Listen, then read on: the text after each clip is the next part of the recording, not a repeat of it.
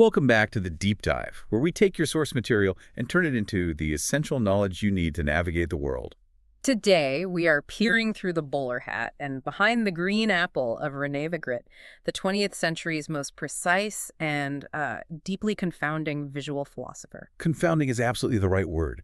When you encounter a Magritte image, maybe the Son of Man, where a man's face is completely obscured by a floating Granny Smith apple, Right. or the Empire of Light, that impossible sight of a dark, lamplit street under a brilliant, cloud-filled daytime sky, you are immediately confronted by an image that is both familiar and totally resistant to a simple explanation. And that's the central tension we're tackling in this dive. Magritte is the Belgian master of surrealism who made the ordinary utterly strange. He took objects we see every day, a pipe, a rock, a train, rendered them with almost photographic clarity, and then placed them in contexts that just defy physics, language, and all logic. So our mission today is to really unpack the story and the philosophy behind that visual paradox, using the stack of sources you provided. We need to go beyond just the surface shock of his famous paintings to discover the complex method and the often turbulent life that informed his art. Oh, for sure. Including some surprising shifts into, believe it or not, forgery and political controversy. Right, he was a true master of paradox. He painted realism to achieve anti-realist effects. He claimed his art concealed nothing, yet its entire goal was to evoke the unknowable. And I think what makes this deep dive so critical for you, the listener, is understanding his immense legacy. He provided the visual logic that would influence not just the surrealist movement, but also pop art, conceptual art, and minimalism for decades to come. So we're going to explore his early emotional trauma, his philosophical breakthroughs in Paris, his very strange wartime detours, and his lasting impact on culture. So let's unpack this journey by starting right where the foundation of that mystery was laid. Magritte's childhood and the defining moment that may have shaped his obsession with the concealed face. Okay, so let's start with the biographical foundations. We're in Les Scenes, Belgium. René François Ghislain Magritte was born there in 1898. He was the eldest son of Leopold Magritte, who was a tailor and textile merchant, and his mother, Regina, had been a milliner. And he started drawing lessons pretty early, around 1910, showing a clear aptitude for visual arts. But when you look at the whole narrative of his life, it's just so clear that a tragedy 2 years later, in 1912, fundamentally altered his trajectory and his entire artistic vocabulary. That, of course, was the suicide of his mother, Regina. The sources detail that she drowned herself in the River Sambre at Châtelet, and this was a really dark period for the family. It followed several prior suicide attempts. Sadly, this time she succeeded, and her body was recovered 16 days later in mid-March. And this is where we get that very potent, often repeated, but, well, ultimately historically discredited legend. Right. The story goes that the 13-year-old René was present when her body was retrieved from the water. But recent research suggests that might have been sensationalized, or maybe it originated from the family nurse rather than from his own direct experience. But whether he was literally there on the riverbank or not almost doesn't matter. The image connected to the tragedy became this crucial link to his later artistic obsession. The legend always emphasizes that when her body was recovered, her nightdress was pulled up, covering her face. And that specific visual, the obscured or veiled face, this denial of identity right at the moment of death, it's a motif that just surfaces again and again in his work. The psychological hypothesis is pretty powerful. This moment of private grief, this visual of a face concealed in death, exerted this profound influence on his whole artistic language. You see it so starkly in iconic works like Les Amants, The Lovers from 1927-28. Yeah. You have two figures locked in this embrace, but their heads are completely shrouded in white cloth. They're intimate, yet they're utterly unknown to each other. They're denied that fundamental connection of sight. It's like he transforms a specific personal trauma into this universal symbol of visual mystery, of unknowability, which is exactly the territory Magritte wanted to explore. It is. It's that constant question of what lies behind the curtain, even when you know nothing is technically hidden. It's the mystery of the visible world itself. So with that heavy foundation laid, how quickly did he evolve into the philosophical painter we recognize? Because his early work, it doesn't show any trace of that surrealist precision. Not at all. Not even close. His earliest works, around 1915, were firmly impressionistic, all about light and mood. He then studied at the Académie Royale des Beaux-Arts in Brussels from 1916 to 1918. And he was not a fan. He was, by all accounts, thoroughly unimpressed with the instruction. He found the traditional academic structure really restrictive and uninspiring. That sentiment, though, that rejection of classical teaching, is kind of a hallmark of the burgeoning modernism of the time. It is, and he began this period of really intense, rapid evolution between 1918 and 1924. His paintings first showed the influence of futurism, that celebration of speed and dynamism. Right, technology. Before transitioning into the figurative cubism championed by artists like Jean Metzinger. Okay, so for those of us who aren't familiar with that specific movement, what did that cubist influence actually mean visually for Magritte? Well, it was a shift away from the impressionist focus on light toward a much more structured, fragmented representation of form. So it meant he was moving from just capturing fleeting impressions to rigorously analyzing the components of an image. He was learning how to construct a picture. Exactly, which is vital. He covered a huge range from dynamic movement to fragmented structure before the real turning point hit him in 1922. And that turning point, as the sources highlight, it wasn't a syllabus or a teacher, but a single reproduced image that just changed his life. Precisely. The Belgian poet Marcel Lecomte showed him a reproduction of Giorgio de Chirico's The Song of Love, which was painted 8 years earlier in 1914. And de Chirico's metaphysical paintings, with their deep shadows, classical statues, and just odd juxtapositions, they instantly resonated. Magritte's reaction was profound, wasn't it? It was almost like a religious conversion. It was completely visceral. He described it as one of the most moving moments of his entire life, stating that his eyes saw thought for the first time. The image didn't just move him, it provided a conceptual framework for painting. It literally brought him to tears. Wow. Because he realized art didn't have to just depict surfaces, it could depict ideas. That realization, seeing thought, that is the philosophical engine that drove all of his mature work. It established him as a conceptualist within the surrealist world, distinct from those who were focused purely on dreams or automatism. But while he was navigating this deep intellectual shift, he still had to pay the bills. The sources make it very clear he was a very pragmatic commercial artist during this period. Yeah, he had to hustle. From 1922 to 1923, he worked as a draftsman in a wallpaper factory. After that, he became a poster and advertisement designer, a role he kept until 1926. And this commercial experience is absolutely essential to understanding his mature style. The necessity of creating highly reproducible, instantly recognizable, stripped-down imagery for commercial art taught him precision and clarity. That makes so much sense. His later surrealist paintings look like impossible advertisements. They are precise, they are clinical, and they are reproducible. But instead of selling soap, they are selling the mystery itself. That linkage is fascinating. It explains why his technique is so clean, lacking that visible brushwork or expressionism of his contemporaries. He maintained that graphic clarity. The professional turning point finally came in 1926 when he secured a contract with Galerie Le Centaure in Brussels. That's what finally allowed him to quit the commercial world and dedicate himself entirely to painting. And 1926 marks the birth of Magritte the Surrealist with his first recognized surreal painting, The Lost Jockey. A critical milestone for sure, but success was not guaranteed. His first solo exhibition in Brussels in 1927 was critically savage, just got horrible reviews, and this professional failure was deeply, deeply depressing for him. And that depression prompted a pivotal move in his life, packing up and moving to Paris, the absolute epicenter of the artistic avant-garde. So Magritte arrives in Paris in 1927, and he stays until 1930. And despite that initial disappointment in Brussels, this period was just crucial. He quickly integrated into the surrealist inner circle, becoming friends with André Breton, who was the movement's chief theorist. And this is where he really defines his unique brand of surrealism. He's operating alongside names like Dali, Miro, Ernst, but his approach looks fundamentally different from theirs. It does. While many surrealists, like Joan Miro, were focused on automatism, drawing spontaneously from the subconscious, relying on accident and fluid form, Magritte's vision was one of illusionistic representation. His scenes were dreamlike, impossible, sure, but they were rendered with this extraordinary academic precision, almost like a 17th century Dutch master painting an alien landscape. So he wasn't trying to capture the chaotic mess of the subconscious. He was constructing a waking paradox designed to look photographically real, forcing you, the viewer, to confront the logical impossibility. He used that precise academic technique precisely to give these impossible scenes the undeniable visual weight of reality. If the floating rock looks like a rock, you have to acknowledge the rock is defying gravity, which in turn forces you to question your dogmatic view of the physical world. This systematic focus on representation versus reality, it leads directly to the core of his philosophy, which is crystallized in his most famous work, The Treachery of Images from 1929, the painting of the pipe. Ah, yes. That simple painting, with the inscription Ceci n'est pas une pipe, this is not a pipe, is arguably the foundational text of modern conceptual art.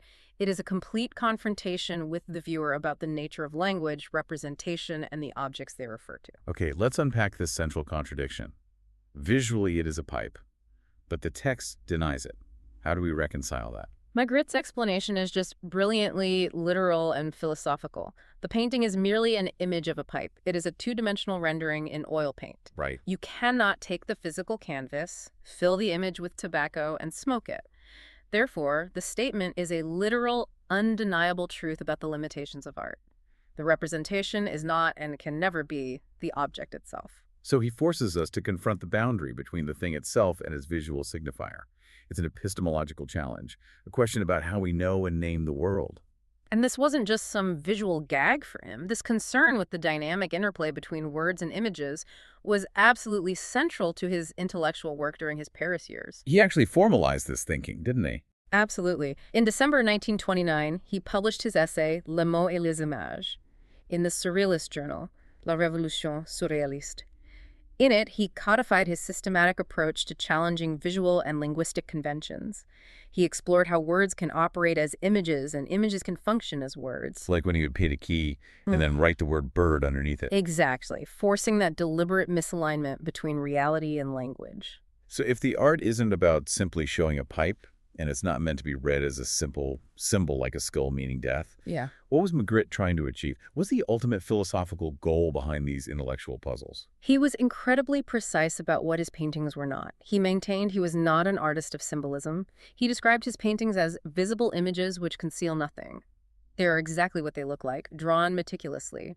Yet, he argued, they evoke something far deeper than mere appearance. They evoke mystery. Yes, but not in a hidden, coded way. He stated that when one sees one of his pictures, one inevitably asks, what does that mean? And his radical answer was, it does not mean anything because mystery means nothing either. It is unknowable.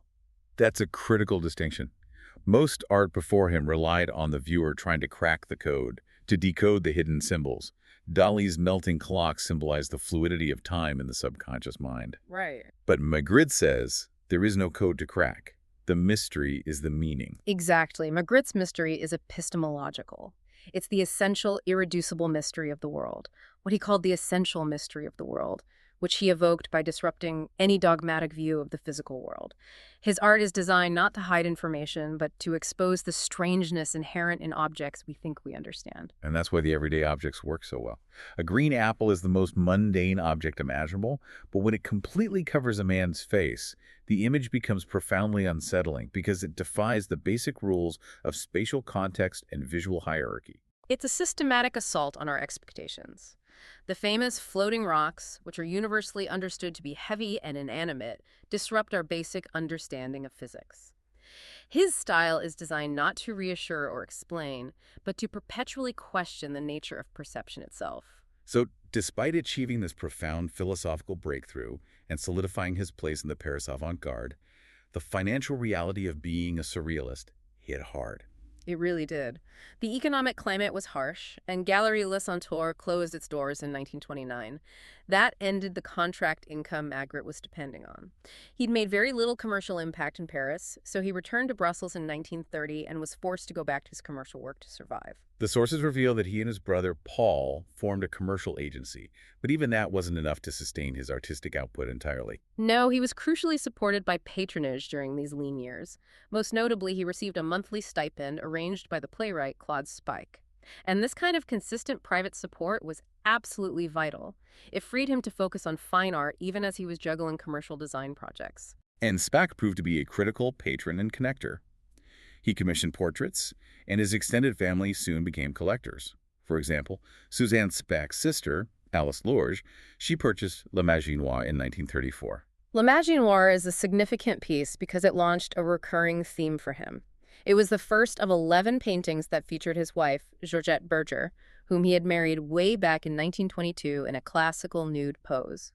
Georgette was his constant model and muse, a kind of grounding presence in a life that was dedicated to instability and paradox. And throughout the 1930s, he gradually started gaining international recognition. It proved his philosophy was resonating outside of just Belgium and France. Yeah, his first solo U.S. exhibition was at the Julian Levy Gallery in New York in 1936. That was followed by a major London exhibition in 1938. This is also when he connected with the influential British surrealist patron Edward James, who allowed Magritte to live and work rent-free in his London home for a time. And James himself actually appears in two of Magritte's most famous paintings from 1937, cementing that pivotal relationship. Oh, absolutely. The most recognizable one is La Reproduction Interdite, not to be reproduced, which shows James staring into a mirror. But the mirror, instead of reflecting his face, reflects the back of his head. It's such a perfect visual pun on self-reflection and identity. It shows that even the act of viewing yourself is subject to the rules of Magritte's conceptual reality. But the outbreak of World War II became the next major disruptor. It forced financial and artistic decisions that just shocked his contemporaries. Indeed. Magritte remained in German-occupied Brussels, a decision which caused a formal ideological break with André Breton. Breton viewed staying in Nazi-occupied territory as collaborationist or, at the very least, ethically compromising. And the occupation triggered a deep emotional reaction in Magritte, which manifested as this remarkable and very brief stylistic shift. This is the famed Renoir period. Precisely. From 1943 to 1944, Magritte briefly abandoned his precise, cool conceptual technique. Instead, he adopted a much more colorful, fluid, and optimistic painterly style, deliberately echoing impressionists like Renoir. This was a direct, conscious reaction to the grim reality of the war. So he was renouncing the pessimism of his earlier work. He was. He saw his art as a necessary source of cheer and optimism during dark times. That feels like a complete artistic U-turn for the man who celebrated skepticism and conceptual rigor. It absolutely was. It was a brief, almost desperate attempt at artistic therapy. It didn't last long, though. It was followed by an even stranger, more aggressive interlude known as the Vache period between 1947 and 1948. Bah. Yeah, cow in French. He painted in this provocative and crude fauve style, characterized by violent color and rushed execution. It was almost a mockery of painting itself. But he quickly returned to the style and themes of his pre-war surrealist art by the end of 1948. Those detours, though, they really show him actively wrestling with how art should function in a broken world. And this leads us to the most incredible financial twist of his post-war career. It's jarring to pivot from his high philosophy to the practical reality of survival. Let's talk about his post-war hustle, because the sources reveal a detail that is truly incredible for an artist of his stature.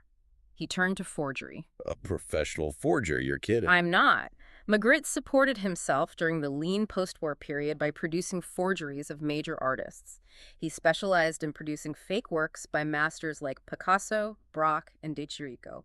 The sheer audacity of this for an artist who obsessed over the difference between an image and an object is just stunning. And he didn't stop at art forgery. No.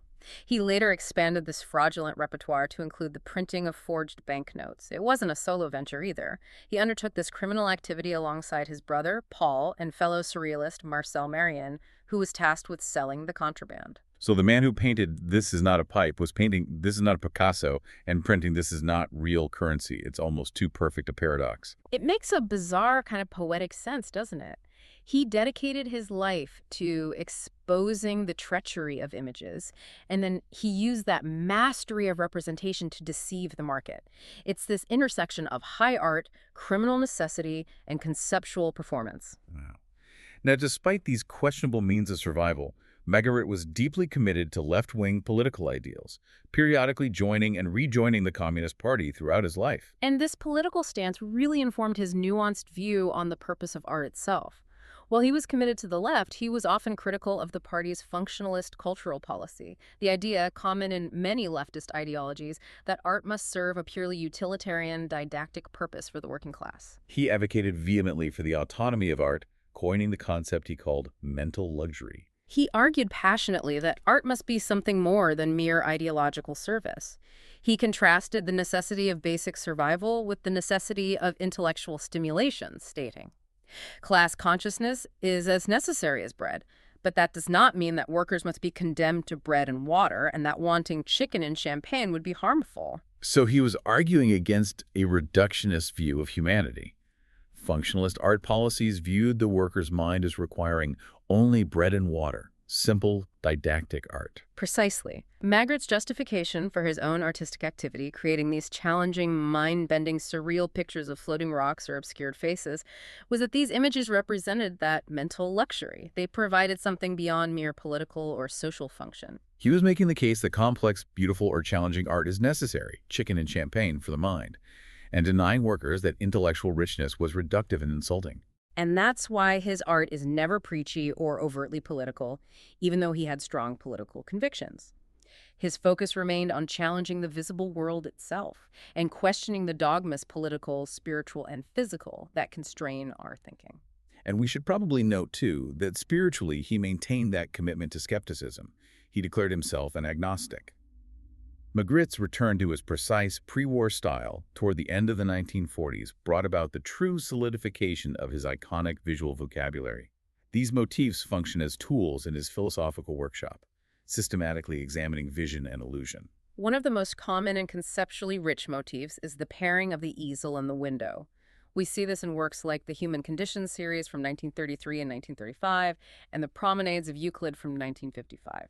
In these pictures, we see a window looking out onto a landscape, but there's an easel holding a canvas standing right in front of it, and the canvas on the easel perfectly aligns with and obscures the scene visible through the window behind it, creating this visual blend. This technique directly illustrates his objective. Magritte wrote that his main goal with the Human Condition was, and I'm quoting, to eliminate the difference between a view seen from outside and from inside a room. It's a complete collapse of spatial categories. When you look at the canvas, it's meant to look identical to the landscape outside, yet you know it's a painting, a manufactured representation. It poses that fundamental question: which reality are you trusting? The painted, fixed one, or the seen, external one? Is there even a difference? And furthermore, he often framed the windows in these pictures with these heavy drapes or curtains. This is a very specific theatrical motif. Right. It implies that even the real view outside the window might be nothing more than a carefully constructed stage set, reinforcing the idea that all perception is a kind of performance or illusion. That leads to the second major, completely mind-bending motif, the coexistence of day and night, which is exemplified by the famous The Empire of Light series, painted across several versions between 1950 and 1954. This series is a perfect expression of the poetic juxtaposition that was his signature. You have the lower half of the painting, a street, a dark house, a street lamp casting an artificial glow, all rendered entirely as a night scene. Yet the upper half features a bright, cloud-filled daytime sky. The lighting situation is utterly impossible, forcing you, the viewer, to synthesize these contradictory realities at the same time. It creates an almost spiritual mystery. The scene is utterly realistic, yet it defies time and physics. And the sources note that this specific juxtaposition, the dark street under the blazing day sky, was the inspiration for the iconic poster of the film The Exorcist. Which just proves the immediate, unsettling power of that image. Absolutely. Magritte also had this dark, intellectual sense of humor, particularly when it came to classical art history. He engaged in what the sources call representational iconoclasm. He literally vandalized masterpieces, conceptually speaking. He created these surrealist versions of famous paintings, but he substituted the human figures with coffins. It's an explicit challenge to the notion of eternal artistic form. And we see this most famously in his parodies of neoclassical and modernist works. Yes. Take Perspective First, where he copies Jacques-Louis David's neoclassical masterpiece, Portrait of Madame Récamier. But instead of the beautiful reclining figure, he places a detailed coffin in the exact same pose on the chaise lounge. And he did again with Perspective 2. Right. Which parodies Edouard Manet's foundational modernist work, The Balcony. He just replaces all the human subjects with coffins. So by maintaining the academic technique of the originals, but just swapping out the figures, he's simultaneously critiquing art history and making a profound point about mortality. That's it, that even these monumental, eternal figures are just temporary forms. And at the same time, he's reinforcing his own style of precision. It's the ultimate Magritte move. Recognize the convention only to systematically disrupt it. For our listeners who want to encounter these works firsthand, the sources provide some great information on where Magritte's genius is collected globally. Well, the most comprehensive collection, which contains some 200 original works, is the Magritte Museum in Brussels. It opened in 2009. Key works there like The Return, Scheherazade, and a version of The Empire of Light draw heavily from the collection of his primary collector and his widow, Georgette. And we can't forget the actual domestic space where so much of his art was conceived. The René Magritte Museum in Chet, which is located in the house where he lived and worked with Georgette between 1930 and 1954. That location is tied to an anecdote that is just peak Magritte irony. In 2009, his 1948 nude portrait of Georgette, titled Olympia, was stolen by armed men. It was reportedly valued at over $1 million. But the theft had a twist that only Magritte could have appreciated. It did. After 3 years, the painting was returned in 2012 in exchange for a relatively small payment from the museum's insurer. And why? The thieves realized they couldn't sell it. Olympia was too famous, too recognizable. Wow. Its representation had become such an icon that it defeated its own object status on the black market. The painting literally became unsellable due to its overwhelming fame. That proves Magritte's point about the treachery of images even in a ransom negotiation. That's incredible. It's perfect. Beyond Belgium, the U.S. holds critical collections as well. The Menil Collection in Houston, Texas, holds one of the most significant collections of Dada and Surrealist work in the U.S., including dozens of Magritte pieces. They hold major oil paintings like The Meaning of Night from 27, The Rape from 34, The Listening Room from 52, and that unforgettable painting of bowler-hatted men raining down from the sky, Golconda, from 1953. Clearly, his conceptual influence is global, and it continues to shape artistic thinking decades after his death in 1967. The late 1960s saw this massive rise in Magritte's popularity. His visual style, using simple, graphic, everyday imagery to deliver a conceptual punch, was just perfectly suited to influence the emerging art movements of that era. His influence on pop art, conceptual art, and minimalist art is widely recognized. I mean, it makes perfect sense, given that his work relies so heavily on ideas, on linguistic games, and on graphic clarity rather than internal emotion or spontaneous expression. He's an intellectual painter. But here lies a delicious paradox in his legacy. Magritte himself was not a fan of the artists he influenced. He discounted the connection to pop art, particularly the focus of artists like Andy Warhol on the mass-produced and the ephemeral. He didn't see himself as part of that mass culture critique. No. He felt their focus on representing the world as it is was their error. He contrasted pop art's attention to the transitory with his own lifelong concern for the feeling for the real insofar as it is permanent, the essential mystery of existence. He felt pop art was too literal, lacking that crucial element of poetic juxtaposition. But regardless of his personal opinion, his artistic structure really provided the blueprint for so many conceptualists. Absolutely. I mean, think about John Baldessari, who routinely combined photographic images with text captions, using Magritte's word-image dynamic to generate conceptual tension. Or Ed Rush's clean, graphic, text-based works. They owe a huge debt to the simplicity and precision Magritte pioneered. And the connection extends to figures like Andy Warhol, Jasper Johns, and conceptual photographers like Duane Michels, all of whom recognized that Magritte had essentially weaponized the image as a conceptual tool. The Los Angeles County Museum of Art specifically examined this relationship in a major exhibition back in 2006-07. It was called Magritte and Contemporary Art, The Treachery of Images, and it showed how his work provided the philosophical foundation for subsequent generations to challenge the very definition of art. And probably the most measurable evidence of his pervasive legacy is how seamlessly his imagery has integrated into and often defined popular culture, film, music, literature, advertising. His images possess this conceptual power that makes them instantly adaptable.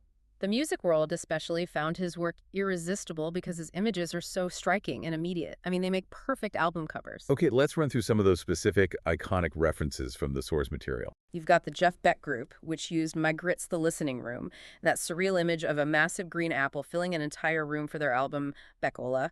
Jackson Browne's 1974 album Late for the Sky featured artwork inspired by the paradoxical lighting of the Empire of Light. And we can't forget the direct conceptual references. Gary Newman's 1979 album The Pleasure Principle is a direct nod to Magritte's 1937 painting of the same name. Even the Beatles were influenced by his graphic thinking. Their multimedia company logo, Apple Corps, was inspired by his 1966 painting Le Jeu d'Amour, The Game of More, an image of a green apple that is frequently mistaken for the Son of Man. He also inspired actual song titles and themes.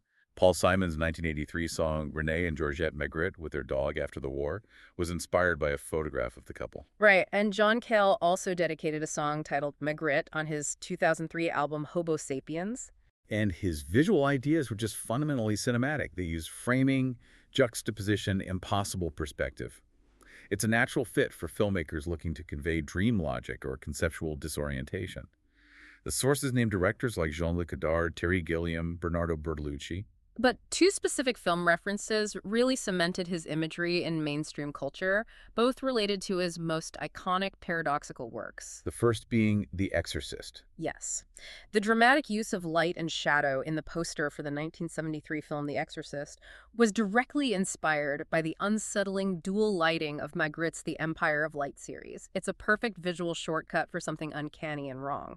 And of course, the bowler-headed man with the apple, the Son of Man, is the ultimate icon of modern mystery, and it features prominently in the plot of the 1999 movie The Thomas Crown Affair as the MacGuffin.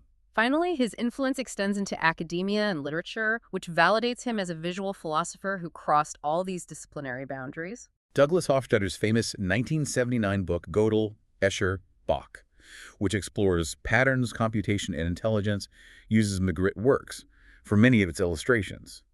It recognizes him as a peer alongside mathematicians and logicians for his use of paradox and self-reference. And bringing it right up to contemporary fiction, John Green's 2012 novel The Fault in Our Stars features the main character wearing a t-shirt of the treachery of images. His challenges to perception and reality continue to resonate across all generations and mediums.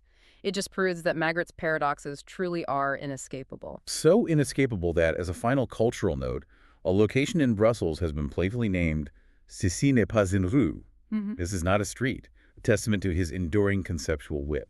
What we've synthesized here is the fascinating dichotomy of René Magritte. His life was defined by shifting forms, from impressionist to post-cubist, from a legitimate commercial artist to a wartime forger of high art and banknotes. Yet through all those shifts, his core artistic gesture remained absolutely constant. Which was the systematic dismantling of representation to evoke the essential mystery of the world. He possessed this singular mastery of paradox. He could paint an image with perfect clinical fidelity and simultaneously use linguistic tools to deny that the image was the object it depicted. He truly concealed nothing, yet his goal was to create the unknowable, forcing the viewer into a state of perpetual conceptual wonder. He understood that if you render the familiar world precisely, but simply change the deep fundamental rules of reality, a rock floats, a canvas mirrors the scene, or day and night coexist, you create a profound tension that requires no complex symbolic key to unlock. The tension is the insight. And if we connect this all back one final time to the biographical foundation, we return to that provocative thought offered by psychoanalysts who have studied Magritte's oeuvre.